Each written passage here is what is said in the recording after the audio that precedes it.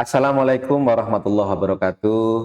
Salam sejahtera untuk kita semua. Om Swastiastu, Namo Buddhaya, salam kebajikan. Halo Sobat Juara, bertemu kembali bersama kami di podcast Kopi Juara. Teduh kopinya sajikan Kak Bila. Sobat Juara, pada kesempatan kali ini kita akan membahas suatu tema yang sangat menarik.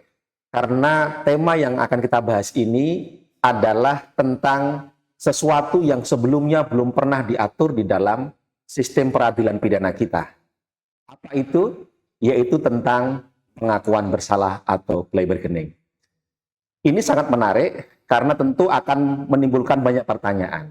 Apa itu plea bargaining? Bagaimana mekanisme pelaksanaannya? Bagaimana nanti penerapan di lapangan seperti apa? Terus dalam tataran pelaksanaannya nanti kira-kira apa saja yang harus menjadi perhatian bagi kita semua seperti apa. Nah, tentu pertanyaan-pertanyaan ini harus dijawab dan harus dijelaskan. Oleh karena itu telah hadir di podcast kita saudara saya, Wakil Ketua Pengadilan Bantul, Bapak Trijoko Gantar Pamukas, SHMH. Selamat datang di podcast Kopi Juara, Pak Wakil. Terima kasih, Pak Subandrio. Terima kasih sekali Pak Wakil Ketua Bantul di sela-sela kesibukannya berkenan hadir di podcast kami ini. Sekali lagi saya mewakili keluarga besar PN Wates mengucapkan terima kasih. Jadi Pak Wakil, sebagaimana tadi di awal pembukaan sudah sedikit saya sepil tadi terkait dengan plea bargaining ini, bahwa di dalam sistem peradilan pidana kita pengakuan bersalah ini kan sebelumnya belum pernah diatur, gitu. Nah, tentu Sobat Juara banyak yang bertanya-tanya. Sebenarnya plea bargaining itu apa? Mungkin sebelum menyampaikan terkait dengan ketentuan yang di KUHAP-nya, mungkin bisa dijelaskan secara umum Pak Wakil terkait dengan apa itu plea bargaining, latar belakangnya kenapa ada plea bargaining, mungkin bisa dijelaskan. Silakan monggo Pak Wakil. Baik, terima kasih Pak Subandrio atas kesempatan yang luar biasa ini. Betul sekali bahwa plea bargaining itu merupakan sesuatu yang menarik untuk dibahas karena ini merupakan sebuah mekanisme hukum yang baru di dalam Undang-Undang Nomor 20 Tahun 2025 atau yang selanjutnya kita sebut KUHAP baru, gitu ya. Untuk mengetahui lebih lanjut terkait plea bargain atau pengakuan bersalah, tentu kita harus mengetahui apa pengertiannya, kemudian apa latar belakangnya, gitu ya. Nah, kalau menurut ketentuan pasal 1 angka 16 Undang-Undang 20 tahun 2025 atau KUHAP baru kita, pengakuan bersalah itu merupakan mekanisme hukum yang dapat dipergunakan oleh terdakwa untuk melakukan pengakuan bersalah ya, atas perbuatan pidana yang dilakukan dan bersikap kooperatif dengan menyampaikan bukti dengan imbalan keringanan hukuman. Gitu. Ya, itu pengertian di dalam KUHAP baru kita. Nah, terkait dengan latar belakang kenapa mekanisme hukum yang baru ini ada di dalam KUHAP kita sekarang ini, ya, kita akan membahas beberapa latar belakang yang menurut pandangan saya penting untuk disampaikan.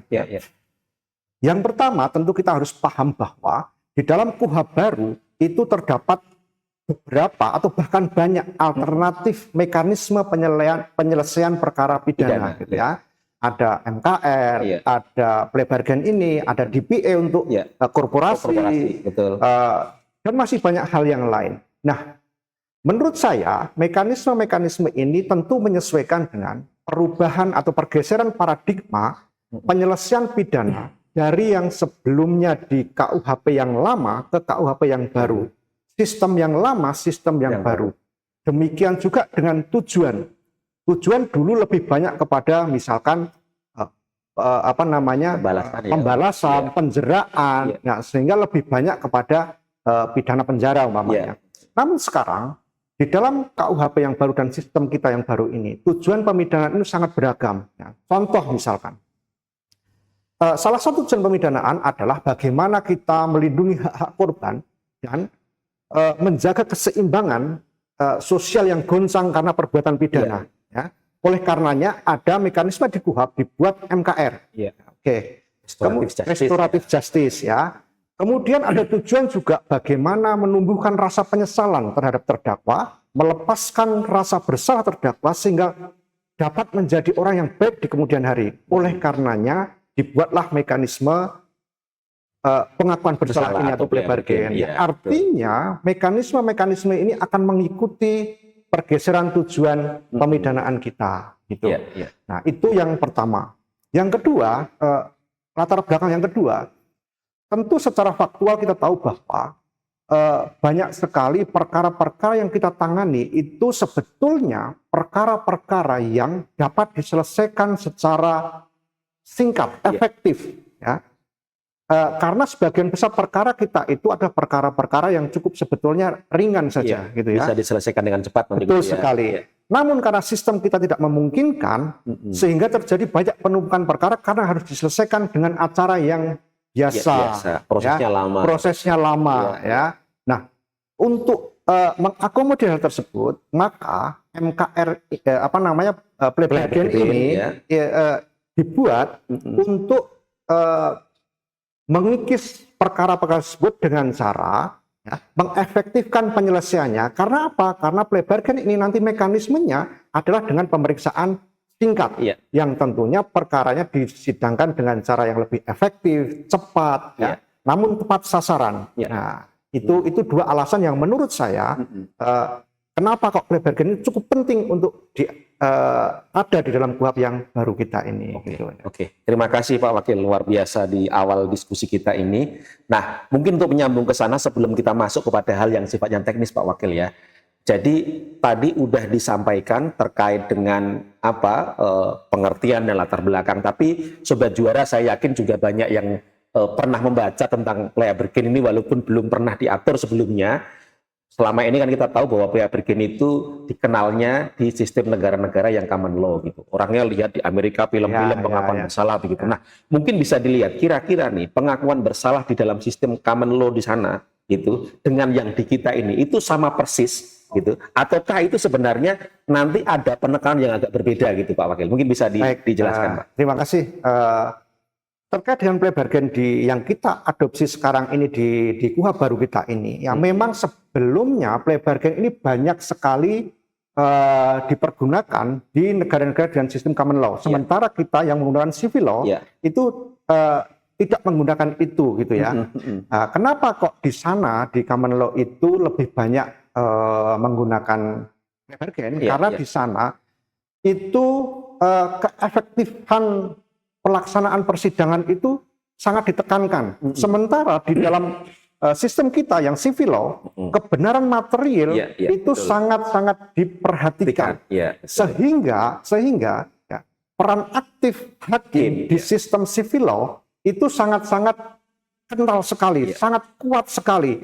Kita tidak semata-mata mengejar persidangan yang cepat, kemudian mengejar pengakuan bersalah semata, tetapi bagaimana menemukan kebenaran material. Nah, sedangkan di sistem yang common law, itu kan sistemnya adversarial, saling berhadapan-hadapan antara JPU dengan terdakwa, hakim relatif lebih pasif, dan kemudian persidangan yang bersifat formil itu sangat-sangat ditekankan, apalagi dengan latar belakang bahwa di sana bagaimana kecepatan persidangan itu sangat-sangat ditekankan.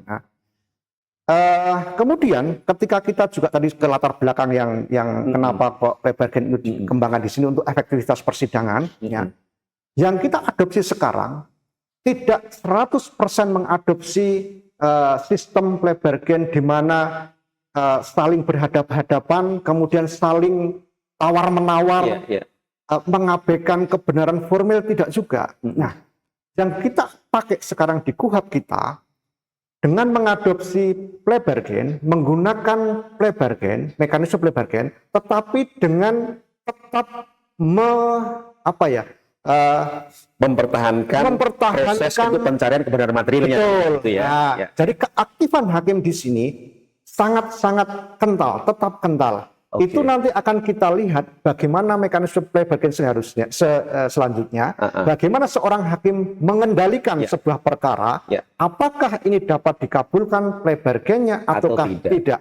Nah, kalau di sistem common law mungkin itu tidak terlalu kental, tetapi di dalam KUHP baru ini hakim memegang peran penting. Terima kasih Pak Wakil. Mungkin berarti pada muaranya bisa kita sampaikan pada Sobat Juara bahwa plea bargain yang ada di kita ini itu tidak sama persis dengan yang ada di Amerika di common law sana. Kita di sini tetap mempertahankan bagaimana proses berjalan cepat tapi tidak menghilangkan kebenaran material yang ingin dituju. Kurang lebih begitu Pak Wakil ya. Terima kasih Pak Wakil. Mungkin nanti akan kita elaborasi lebih jauh di dalam proses yang lebih detail di KUHP nantinya. Nah, sekarang kita masuk kepada pengaturan tentang plea bargain yang betul-betul baru di KUHP kita yang sebelumnya belum diatur gitu Pak Wakil ya. Jadi sebagaimana Sobat Juara ketahui bahwa plea bargain kita yang diatur di KUHP baru kita ini itu ada 3 pasal yang mengatur di sana. Ada pasal 78, pasal 205 dan pasal 234. Nah, mungkin Pak Wakil bisa sedikit mengelaborasi terlebih dahulu di awal yang teknis ini mungkin untuk menjelaskan bagaimana mekanisme atau mungkin sebelum ke mekanisme dari ketiga pasal ini pengaturannya itu tentang apa aja nih di 78, 205, 234 dan perbedaan tahapannya itu di mana dalam konteks penyelesaian perkaranya mungkin begitu. Monggo Pak Wakil. Baik, betul sekali bahwa tadi disampaikan oleh Pak Supandrio bahwa plea bargain ini di dalam KUHP baru kita diatur di dalam 3 pasal, yakni pasal 78, pasal 205 dan pasal 234 ya. Nah, di mana masing-masing pasal ini mengatur mekanisme plea bargain dengan karakteristik masing-masing ya. Baik dari segi timing pengajuannya, dari sisi persyaratannya, dari sisi putusannya, mengatur seperti apa, acaranya seperti apa. Nah, di ketiga pasal inilah plea bargain diatur di dalam KUHP yang baru.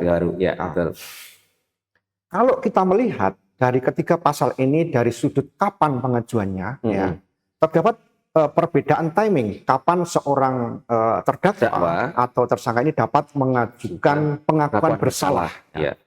Untuk pasal 78 ya, KUHP baru kita ini mengatur bahwa seorang tersangka karena memang dia itu di timing ini belum diajukan ke persidangan. Ya, di dalam proses pra penuntutan di mana dia dapat mengajukan pengakuan bersalah kepada penuntut umum atau penuntut umum menanyakan atau menawarkan kepada tersangka ini apakah mengaku atas perbuatannya ataukah tidak. Jika kemudian tersangka ini mengaku dan mengakui perbuatannya, itu kemudian dibuat kesepakatan secara tertulis antara penuntut umum dan tersangka ini yang tentunya ada ketentuan bahwa harus didampingi oleh advokat, penasihat hukum ya. Nah, ketika syarat-syarat di pra penuntutan ini terpenuhi, adanya perjanjian tertulis, kesepakatan, didampingi. Nah, mekanismenya kebetulan Mahkamah Agung juga sudah mengeluarkan pengaturan secara teknis terkait plea bargain ini, apakah plea bargain yang 78, pasal 205 atau 234 dengan SEMA nomor 1 tahun 2026 ya. Di dalam ketentuan SEMA tersebut sudah diatur mekanisme masing-masing plea bargain ini. Nah, boleh kita mulai di pasal 78. Nah, pasal 78 ketika penuntut umum ini merasa bahwa ini akan diajukan dengan pengakuan bersalah ke persidangan, penuntut umum dapat mengajukan permohonan kepada ketua pengadilan agar perkara tersebut dapat diterima pengakuan bersalahnya dan diperiksa dengan acara singkat. Nah, kemudian ketika permohonan tersebut masuk ke pengadilan, tentu ketua pengadilan akan menunjuk hakim untuk memeriksa dengan persidangan tertentu istilahnya, persidangan tertentu yang sebetulnya persidangan ini khusus untuk memeriksa pengakuan bersalah dari si tersangka ini. Apakah layak untuk diterima kemudian diajukan secara singkat ataukah tidak. Nah, ditunjuknya dengan hakim tunggal. Ditunjuknya dengan hakim tunggal. Nah, hakim yang menerima penunjukan dari penetapan dari ketua ini tentu akan menetapkan hari sidang, kemudian dihadirkan di persidangan berikutnya, dihadirkan oleh penuntut umum ini advokat dan juga terdakwa. Dan jangan lupa juga perjanjian tertulisnya. Perjanjian tertulis antara tersangka dengan kemudian JPU dan dengan didampingi terdakwa, tersangka didampingi dengan advokat. Betul sekali ya. Di situ kemudian diperiksa. Kemudian tentu kita juga jangan lupa bahwa kita harus memeriksa sebagai seorang hakim untuk teman-teman hakim harus memeriksa kelayakan dari pengakuan bersalah tersebut. Apakah itu layak diterima ataukah tidak? Tentu yang paling utama adalah adanya kesukarelaan. Apakah ada paksaan ataukah tidak? Jadi makanya titik tekannya di sini ini adalah terkait dengan apakah pengakuan bersalah itu dilakukan dengan sukarela tanpa tekanan, begitu Betul, ya. Penekanannya di sana. Dan juga teman-teman hakim juga harus melihat terkait dengan kesepakatan yang dibuat oleh penuntut umum dengan terdakwa ini. Apakah sudah sesuai ataukah belum? Ya, terkait misalkan adanya pendampingan, adanya ketentuan terikatnya para pihak atas kesepakatan tersebut. Nah, kenapa seperti itu? Kenapa hakim harus mencermati kesepakatan ini? Karena Pak Suparjo, nanti ketika ini dikabulkan untuk diajukan dengan acara singkat, putusannya, putusan hakim nanti itu akan sangat tergantung oleh kesepakatan ini. Betul. Kita harus menyesuaikan terhadap kesepakatan ini. Jangan sampai nanti di persidangan kesepakatan ini ternyata kok ada sesuatu yang tidak pas gitu. Itu yang harus ditekankan.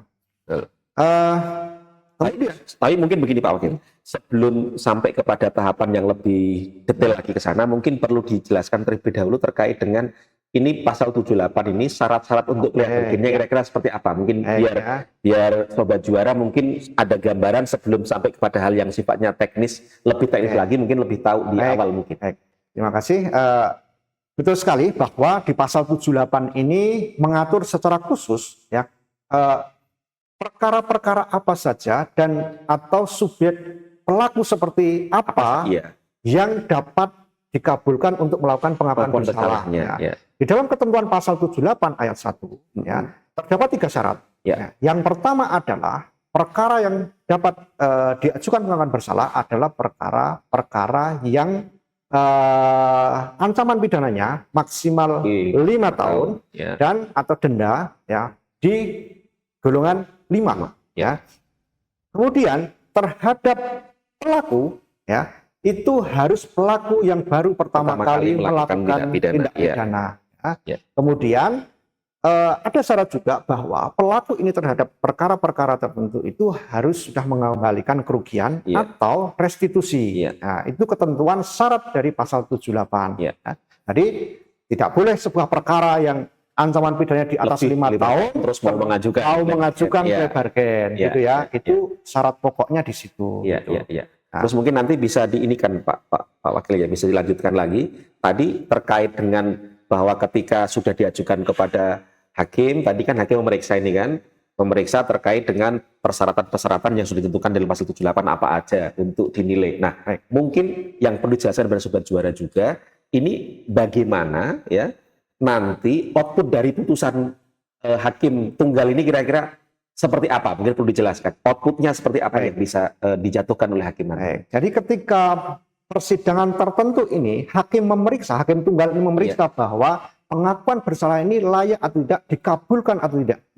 Nah, jika hakim berpendapat bahwa pengakuan bersalah ini tidak dapat diterima, maka hakim tunggal tersebut mengeluarkan penetapan untuk menolak permohonan dan menolak pengakuan bersalahnya menolak pengakuan bersalah permohonan pengakuan bersalah ini dan memerintahkan penuntut umum untuk mengajukan perkara dengan perkara biasa. Nah, sebaliknya seandainya hakim menganggap bahwa pengakuan bersalah ini dapat diterima dikabulkan, maka hakim tunggal ini akan mengeluarkan penetapan untuk mengabulkan dan juga memerintahkan penuntut umum untuk mengajukan perkara tersebut dengan acara singkat. Nah, nanti setelah dikabulkan, JPU akan melimpahkan perkara tersebut dengan acara singkat. Nah, tentu setelah pengadilan menerima berkas perkara tersebut tentu akan memeriksa dengan tata cara pemeriksaan tingkat. Pasal 257 KUHP yang baru.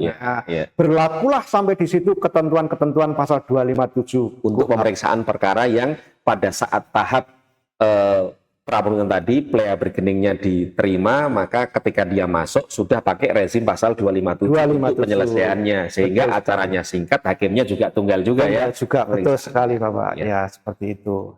Baik Pak Wakil, terima kasih sekali. Penjelasannya sangat clear, jelas ya, terkait dengan mekanisme plea bargain di pasal 78. Jadi sekarang kita menginjak kepada pasal berikutnya yang juga mengatur tentang plea bargain. Ini diatur di pasal 205, itu ya. Di 205 ini mengatur plea bargain di tahap persidangan. Nah, mungkin Pak Wakil bisa menjelaskan dulu terkait dengan ruang lingkup di pasal 205 ini, syarat-syaratnya untuk plea bargain di pasal 205 ini apakah sama dengan 78 atau berbeda, mekanismenya seperti apa? Monggo Pak Wakil bisa dijelaskan. Terima kasih. Untuk pengakuan bersalah atau plea bargain yang diatur di dalam ketentuan pasal 205 KUHP baru kita ini mengatur tentang pengakuan bersalah yang dilakukan oleh terdakwa ketika sudah dihadapkan ke persidangan. Ya, jadi kalau pasal 78 itu pra penuntutan, kalau 205 pengakuan bersalah tersebut dilakukan ketika berkas sudah diperiksa di persidangan. Ya. Jadi sebelum perlu kita ketahui terlebih dahulu bahwa mekanisme atau proses persidangan alurnya adalah ya setelah terdakwa dihadapkan, kemudian dibacakan surat dakwaan. Ya. Setelah itu maka terhadap terdakwa tersebut ditanyakan tentang mekanisme perdamaian. Nah, perdamaian MKR dulu ya. MKR perdamaian ya. Nah, itu diatur di dalam pasal 204 KUHP yang baru. Nah, seandainya perdamaian tersebut tidak tercapai kata sepakat, maka selanjutnya hakim akan menanyakan kepada terdakwa apakah mengakui kesalahannya ataukah tidak, mengakui atau surat dakwaan ya. Dalam istilah di pasal 205 itu adalah pengakuan terhadap surat dakwaan ya. Jadi itu nanti ada beberapa perbedaan di situ ya. Apakah terdakwa mengakui dakwaan yang dibacakan oleh JPU ya. Nah, di dalam pasal 205 ini sebetulnya secara eksplisit tidak ada ketentuan-ketentuan yang mengatur apa syarat-syaratnya. Namun di pasal 205 ayat 1 menentukan bahwa pengakuan bersalah ini dilakukan setelah MKR-nya perdamaian tidak berhasil, tidak mencapai kata sepakat. Sehingga otomatis perkara-perkara yang terdakwa dapat melakukan pengakuan bersalah adalah perkara-perkara yang sebelumnya sudah dilalui proses perdamaian. Ya, jadi mungkin Sobat Juara perlu ketahui ya, MKR itu adalah mekanisme restoratif justice. Jadi gitu ya. Ya, jadi ini mekanisme proses penyelesaian perkara yang memang itu diatur juga yang baru di KUHP kita. Gitu. Lanjut Pak Wakil. Baik. Jadi dengan demikian syarat untuk melakukan pengakuan bersalah berdasarkan ketentuan pasal 205 KUHP ini tentu juga akan mengacu kepada syarat-syarat perdamaian di dalam pasal 204 ya, di mana syarat-syaratnya terdapat beberapa hal. Yang pertama adalah terkait jenis perkara apa saja yang dikecualikan ya, atau mungkin terkait dengan ancamannya hampir sama ya Pak ya, sama dengan yang di 78 betul sekali ya. Ancamannya perkara tersebut sama maksimal 5 tahun. Ya, kemudian bukan merupakan pengulangan perbuatan, bukan merupakan pengulangan dan kemudian ada perkara-perkara yang dikecualikan yang tidak bisa dilakukan pengakuan bersalah mengacu pada pasal 204 di antaranya perkara-perkara terorisme, perkara-perkara tindak pidana korupsi, perkara-perkara yang menyangkut negara perkara-perkara yang mengancam jiwa, perkara-perkara narkotika kecuali sebagai seorang pengguna. Sebagai seorang pengguna dapat melakukan pengakuan bersalah berdasarkan ketentuan pasal 205. Dan mungkin juga ada tambahan lain terkait dengan persyaratan itu adalah terkait dengan perkara-perkara yang itu merupakan perkara-perkara yang dinilai membahayakan masyarakat gitu Betul ya. sekali, ya, Membahayakan betul masyarakat. sekali. Atau juga termasuk perkara-perkara yang diancam dengan minimum khusus. Cuman Minimum kebetulan khusus. dengan adanya Undang-Undang 1 tahun 2026 itu ancaman minimum khususnya sudah dihilangkan ya Pak Wakil ya. Ya. Jadi itu tadi terkait dengan persyaratannya. Nah, terus kemudian mekanismenya gimana Pak? Kira-kira nih mekanismenya di dalam proses persidangan untuk yang 205 ini kira-kira bagaimana? Baik. Jadi berdasarkan pasal 205 ini, ketika terdakwa ini melakukan pengakuan bersalah di hadapan hakim, maka hakim akan mempertimbangkan apakah pengakuan ini dapat diterima ataukah tidak. Ya.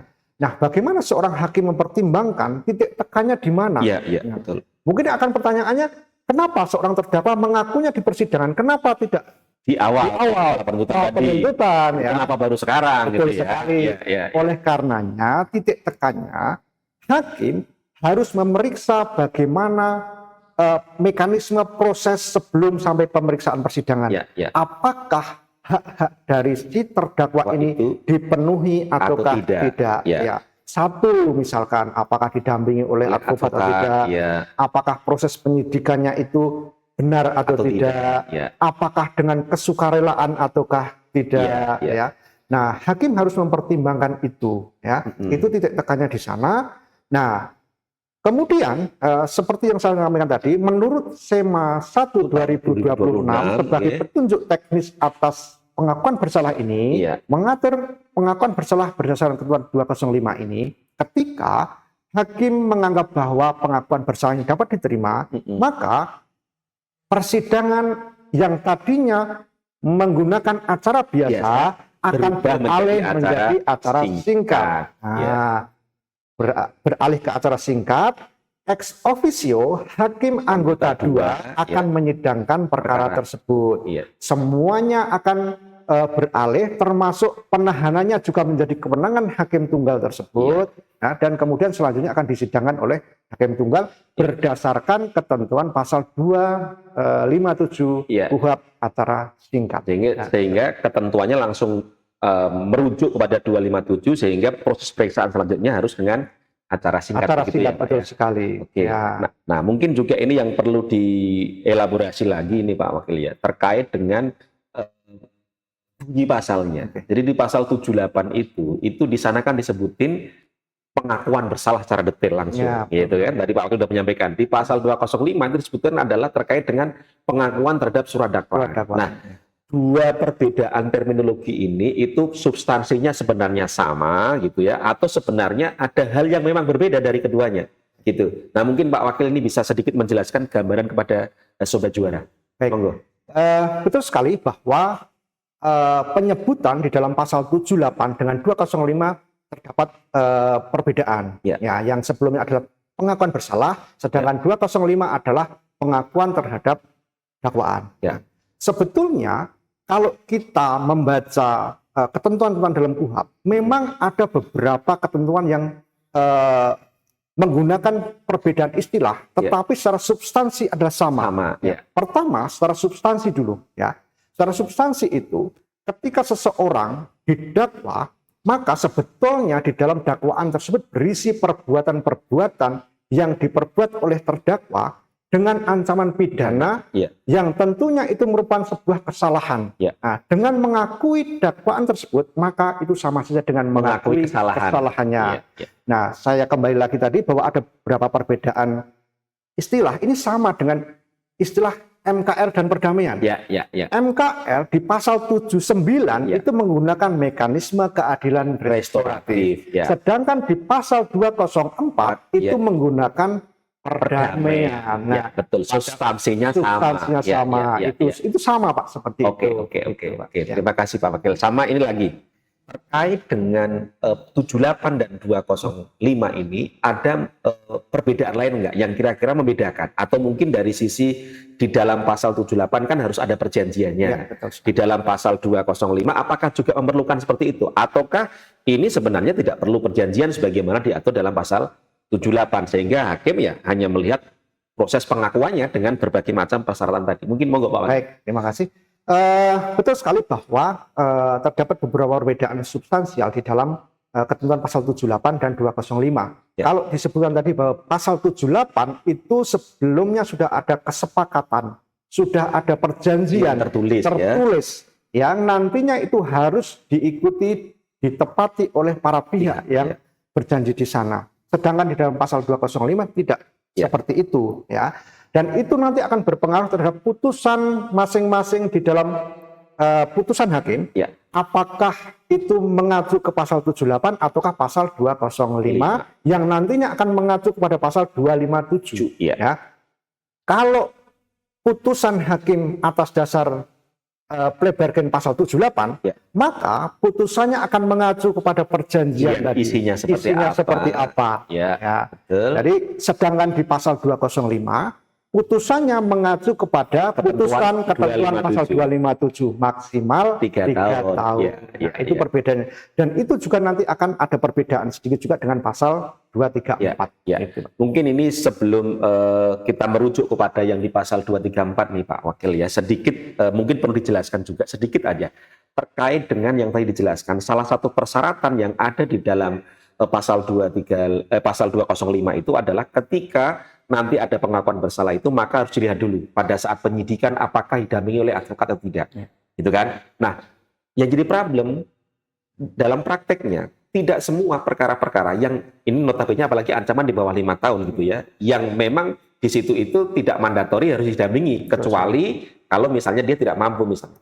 Kalau misalnya dia nggak didampingi oleh advokat pada saat proses penyidikan, ancamannya di bawah 5 tahun. Terus kemudian ini akan mengajukan plea bargain di persidangan, begitu. Nah, kira-kira hakim melihatnya seperti apa? Apakah ketentuan yang tadi disampaikan itu harus didampingi pada saat di penyidikan itu memang kalau nggak didampingi di penyidikan berarti dia nggak bisa? Ataukah kira-kira nih hakim ada diskresi, misalnya terus kemudian nanti akan ya udah, yang penting pada saat pengakuannya di persidangan ditunjuk untuk mendampingi. Monggo, mungkin dari perspektif hakim nanti melihat seperti apa? Dari perspektif hakim, kalau menurut saya bahwa ketika melakukan pengakuan bersalah itu, misalkan di persidangan sebelumnya tidak didampingi oleh penasihat hukum pada tahap penyidikan. Tahap penyidikan, kalau menurut saya di tahap persidangan harus didampingi oleh penasihat hukum. Kenapa? Karena agar menjamin hak-hak dari terdakwa ini dapat terpenuhi. Jangan sampai terdakwa itu tidak mengetahui hak-haknya dan kewajiban apa saja yang harus dipenuhi. Karena ada hak-hak dari terdakwa ini yang harus dipatuhi, misalkan hak untuk diperiksa dengan acara singkat. Diskusi kita tadi sudah sampai pada pasal 205. Ini ada lagi terkait dengan plea bargain ini yang kemudian juga diatur nyempil di pasal terakhir itu. Sebenarnya itu juga di pasal-pasal akhir yang udah ngomongin masalah putusan, tiba-tiba kemudian kita masuk lagi di pasal 234 itu tentang plea bargain. Mungkin ini bisa Pak Wakil jelaskan ya terkait dengan plea bargain di pasal 234 itu apa yang membedakan dengan di pasal 205, 78 itu seperti apa dan mekanismenya seperti apa kurang lebih. Baik. Betul sekali bahwa ada satu ketentuan di dalam pasal 234 KUHP yang baru itu yang mengatur tentang plea bargain. Ya. Jadi bedanya, ya, persamaannya dulu kali ya.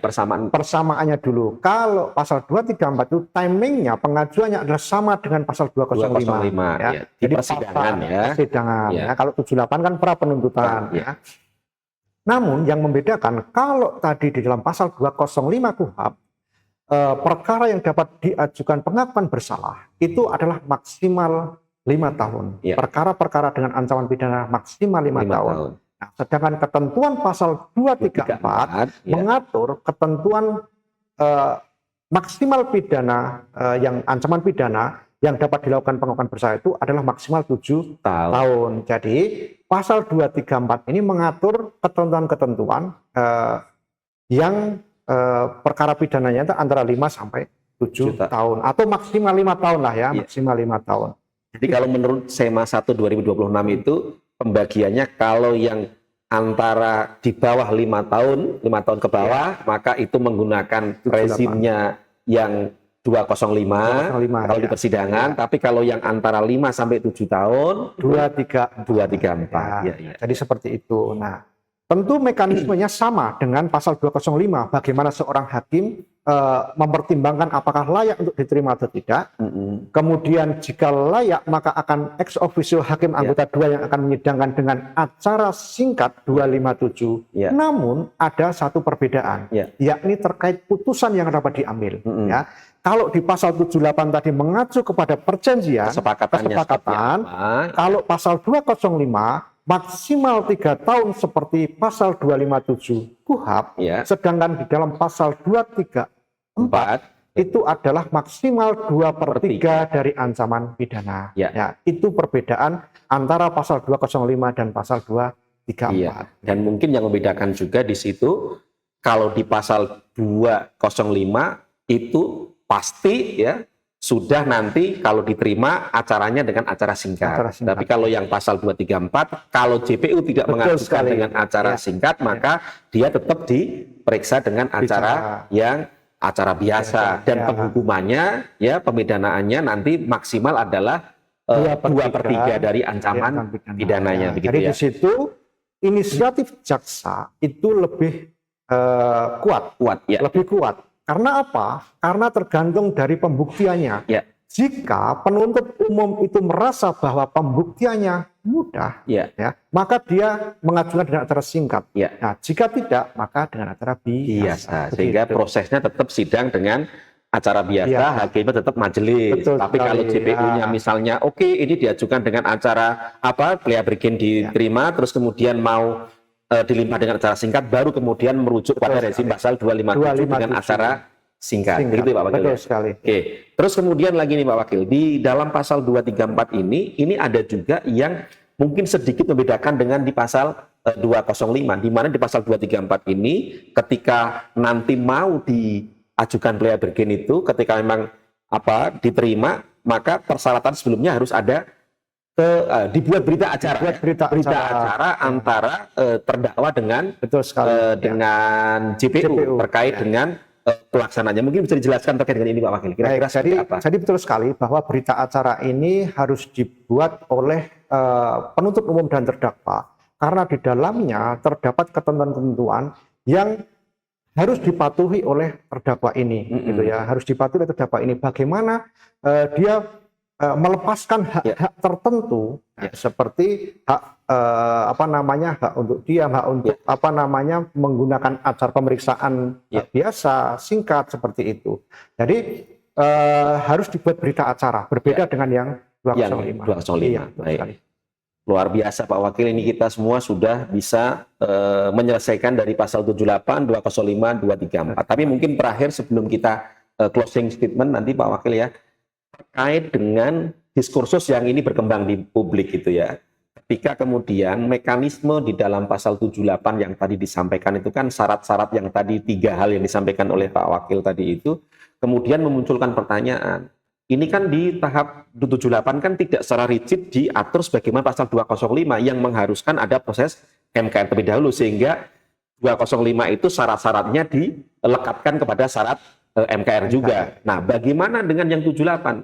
Apabila kemudian ada perkara-perkara yang itu ancamannya misalnya tetap di bawah 5 tahun, terus kemudian misalnya perkara tipikor lah misalnya gitu, diajukan plea bergen. Kan di dalam KUHP yang baru kan ada yang ancamannya di bawah 5 tahun. Itu bagaimana? Apakah memang di 78 itu plea bergen itu juga kemudian mensyaratkan kepada syarat-syarat yang diatur dalam MKR, ataukah syarat yang 3 tadi di 78 itu berdiri sendiri? Kalau ada case seperti itu, kita menjawabnya bagaimana Pak Wakil? Monggo silahkan. Baik, terima kasih. Betul sekali, banyak sekali diskursus, pertanyaan-pertanyaan terkait perkara-perkara yang tidak masuk kategori pasal 78 secara eksplisit, seperti contohnya perkara tipikor yang ternyata ada perkara-perkara tipikor yang ancaman pidananya di bawah 5 tahun. Nah, pertanyaannya, apakah bisa digunakan mekanisme plea bargain berdasarkan pasal 78 ataukah tidak? Memang kalau kita membaca ketentuan di dalam KUHP, ada ketentuan-ketentuan yang mengharuskan kita untuk mengkaitkan antara satu pasal satu dengan yang lain. Apabila kita ingin membaca pasal-pasal di dalam KUHP tersebut, untuk memahaminya ada pasal-pasal tertentu yang mengharuskan kita untuk mengkaitkan antara satu pasal dengan pasal yang lain. terkait dengan plea bargain ini ya, kita harus perhatikan bahwa pasal 78, 205, 234 plea bargain ini endingnya jika dikabulkan adalah acara pemeriksaan singkat 257 KUHP. Berdasarkan ketentuan pasal 257 ayat 1, perkara-perkara yang dapat diperiksa dengan acara pemeriksaan singkat adalah perkara-perkara yang pembuktian dan penerapan hukumnya mudah dan bersifat sederhana. Nah, pertanyaannya sekarang, untuk perkara-perkara seperti tindak pidana korupsi, apakah memenuhi kriteria itu? Nah, tentu tidak. Oleh karenanya, menurut saya, terhadap perkara-perkara yang pembuktiannya tidak sederhana dan tidak mudah tersebut, maka dia tidak dapat menggunakan mekanisme pengakuan bersalah pasal 78. Ya, seperti itu menurut saya. Oke. Jadi Sobat Juara, yang disampaikan Pak Wakil tadi itu perlu Sobat Juara ketahui bahwa di dalam proses kita melaksanakan hukum ini, kita berhukum ini, apabila ada sesuatu yang kurang jelas, maka hakim itu harus melakukan penemuan hukum. Nah, penemuan hukum itu ada dua, ada melalui interpretasi, ada melalui konstruksi. Nah, interpretasi itu atau kemudian kita bisa ngomong masalah diterjemahkan interpretasi itu adalah penafsiran. Penafsiran itu ada satu jenis penafsiran namanya adalah sistematis logis, yaitu dengan cara apa? Dengan cara membandingkan satu ketentuan dengan ketentuan yang lain. Nah, itu tadi yang disampaikan oleh Pak Wakil seperti itu. Nah, mungkin terima kasih sekali Pak Wakil atas materi yang disampaikan. Mungkin closing statement sebelum kita akhiri, Pak. Baik. Bagi kita sebagai aparat penegak hukum dan juga masyarakat perlu kita pahami bahwa KUHP yang baru ini memuat berbagai mekanisme alternatif penyelesaian hukum yang sangat komprehensif tetapi spesifik. Sehingga dengan KUHP yang baru ini diharapkan kita dapat mencapai tujuan pemidanaan yang baik sehingga akan mengikis perkara-perkara pidana yang terjadi di masyarakat. APH dan masyarakat harus benar-benar memanfaatkan ini. Baik, terima kasih Pak Wakil ya, luar biasa. Jadi Sobat Juara, perlu kita pahami bahwa dengan kita belajar dan diskusi hari ini, kalau membicarakan tentang plea bargain itu tidak hanya sekedar membicarakan tentang masalah teknis hukum semata. Tetapi dari sini kita bisa belajar, kita bisa melakukan refleksi bahwa sistem hukum itu tentu akan adaptif dengan perubahan zaman. Tetapi satu hal yang tidak mungkin berubah adalah bahwa tujuan dari semua penegakan hukum itu muaranya adalah keadilan. Jadi kalau berbicara undang-undang, berbicara teks, tentu kita tidak hanya melihat kepada teks hukum semata, tapi tentu juga lebih daripada itu kita akan berbicara tentang nilai dan tidak kurang lagi adalah berbicara tentang keadilan. Demikian Sobat Juara, diskusi kita pada episode kali ini. Terima kasih sekali lagi Pak Wakil Ketua PN Bantul, luar biasa. Terima kasih atas kehadirannya, ilmunya yang sangat mencerahkan. Sampai ketemu lagi di episode selanjutnya, Sobat Juara. Sampai jumpa. Teduh kopinya, sajikan keadilan. Terima kasih, sampai jumpa. Assalamualaikum warahmatullahi wabarakatuh. Dadah.